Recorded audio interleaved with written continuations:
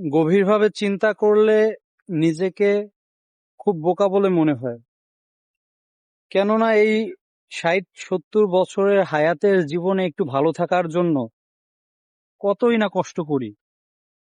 কিন্তু এই ৬০-৭০ বছরের হায়াত শেষ হওয়ার পর যে অনন্তকালের একটি সময়, অনন্তকালের একটি জীবন আমার সামনে রয়েছে, সেই জীবনের জন্য আমার মেহনত, আমার কষ্ট খুবই সামান্য।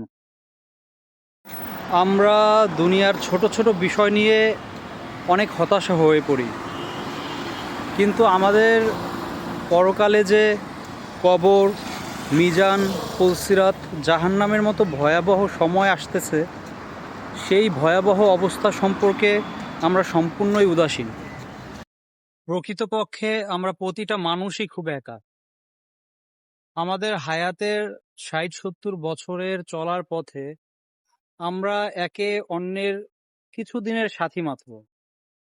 আমাদের এই ৬০-৭০ বছরের হায়াত শেষ হওয়ার পর আমাদের অনন্তকালের জীবন, আমাদের আসল গন্তব্যস্থল জান্নাত।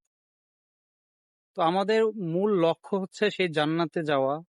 বাকি এই ৬০-৭০ বছরের জীবনের যে পথ, এটা হচ্ছে ওই জান্নাত হাসিল করার একটা মাধ্যম।